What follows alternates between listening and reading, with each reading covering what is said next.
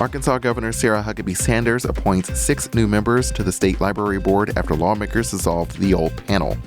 Also, a lawsuit challenging the state's school voucher program moves forward in federal court. And Jonesboro residents raise concerns over the temporary closure of the Boone Watson Center. Those headlines and more are coming up on KASU News for Thursday, August 21st, 2025. I'm Brandon Tabor.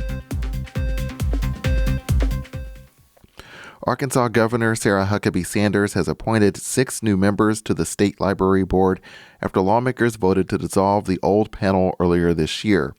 The new members are Jack Fortner of Yaleville, Lindley McMillan of Benton, Sydney McKenzie of Rogers, Emmeline Pilkington of Knoxville, Annette Bailey of Mountain Home, and Clay Goff of Beebe. The Arkansas Democrat-Gazette reports Fortner is a former state representative, McMillan works in the governor's office, and Pilkington and McKenzie are married to state lawmakers. Goff is president of the Beebe School Board and chairs the White County Library Board. One seat remains open, and the appointments are subject to Senate confirmation. Sanders also announced other appointments, including Landon Downing of Batesville to the Natural Heritage Commission. Governor Sarah Huckabee Sanders has also appointed Aaron Abbott to the Arkansas State Board of Education. News release from the governor's office says Abbott replaces Kathy McFetridge and will serve on the board until June 30th, 2032. Abbott is a Springdale resident and a Northeast Arkansas native. He works as a consultant for HALDA and has held leadership roles at the University of Arkansas, John Brown University, and Williams Baptist University. In a lawsuit challenging Arkansas's school voucher program, plaintiffs are asking a judge to continue hearing the case. They are asking U.S. District Judge D. Price Marshall Jr. to reject the state's motion to dismiss the case.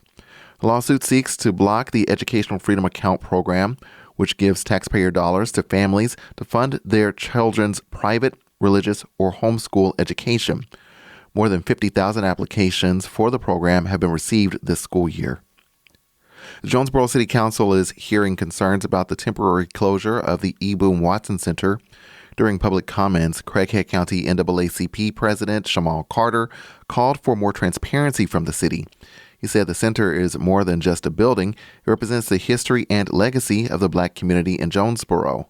By protecting the Boone Watson Center and investing in the permanent future, you show that our history matters and our people and our voices matter. The audio is from the City of Jonesboro's Facebook page. The center was closed after the Jonesboro Police Department's Warrants and Probation Division was relocated there when the Justice Complex shut down in June for roof repairs. Because of state requirements protecting sensitive information, the center has been locked to the public. The center houses the Craighead County Jonesboro African American Cultural Center, which features exhibits on schools, churches, and businesses that shaped Black history in the city. Carter said he and Mayor Harold Copenhaver are expected to meet next week to discuss possible solutions. Also, at the City Council meeting, the council approved a contract to install 45 new bus shelters across town. The Northeast Arkansas school employee is accused of recording students without their knowledge. 24-year-old Dakota Hudson was arrested by Paragould police on Tuesday and charged with a felony count of video voyeurism. Hudson was a paraprofessional employed with the Paragould School District. He's being held without bond at the Greene County Jail. A jury has begun deliberating in the trial of a man charged with organizing the daytime ambush killing of rapper Young Dolph at a Memphis bakery in November 2021. The trial of 45-year-old Hernandez Govan began Monday in a Memphis courtroom. Govan is charged with first-degree murder and conspiracy to commit first-degree murder.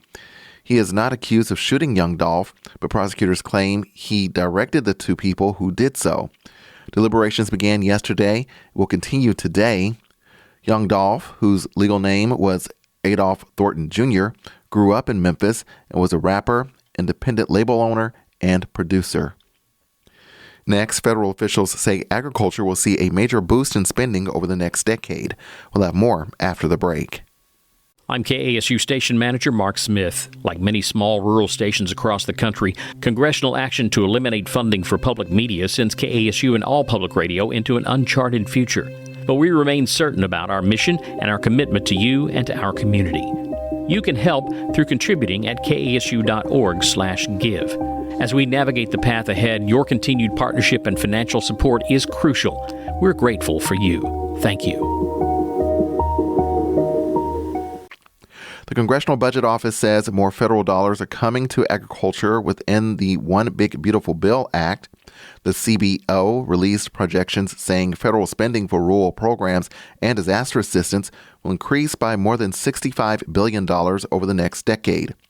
Some key Arkansas commodities like soybeans and rice will see reference price increases between 10 and 20%.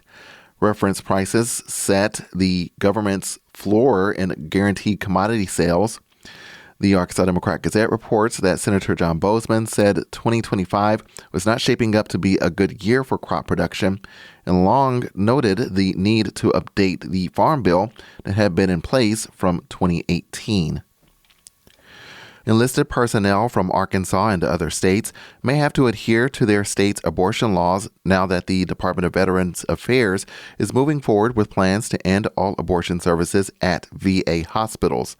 Frida Ross for the Arkansas News Service explains. The move is subject to a 30-day comment period that ends in early September.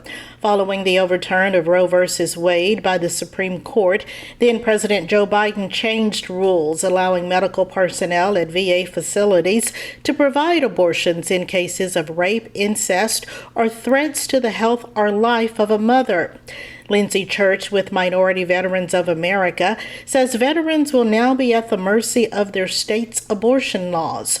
Arkansas and 19 other states have greatly restricted or completely banned the medical procedure since Roe v.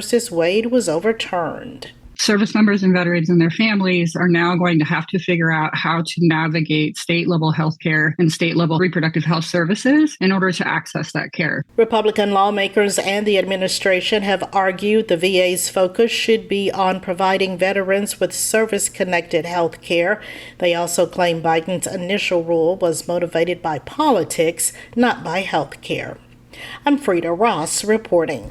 The latest report from the Arkansas Department of Commerce says the state's unemployment rate is holding steady.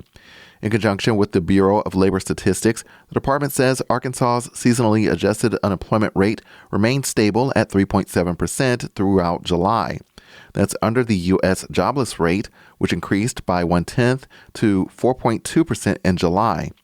The report says that both the employment and size of the civilian labor force remain at record high levels for the state. Between July 2024 and 2025, largest employment gains have been in private education and health, with leisure and hospitality a distant second. A stretch of highway linking two main thoroughfares in central Arkansas is receiving a new designation. The Arkansas Department of Transportation says State Highway 440 will be redesignated as part of the interstate highway system as Interstate 440. The road connects Interstate 40 in North Little Rock to State Highway 167 in Jacksonville, which also recently was designated as Interstate 57. An Arkansas Food Festival has a new home. The Downtown Food Truck Festival will hold its 14th annual event at a new green space near the Interstate 30 bridge in downtown Little Rock. The 18-acre lot was created by the project to replace the highway bridge. This year's festival is set for Sunday, September 21st. In Major League Baseball yesterday, Sandy Alcantara pitched 2-run ball for 7 innings, and the Miami Marlins beat the St. Louis Cardinals 6-2. That's all for KASU News. Music provided by 2B Studio. You can find more stories online at kasu.org. Also, be sure to like, subscribe, and turn on notifications for KASU News on YouTube, Apple Podcasts, or wherever you get your podcast. In Jonesboro, I'm Brandon Tabor, KASU News.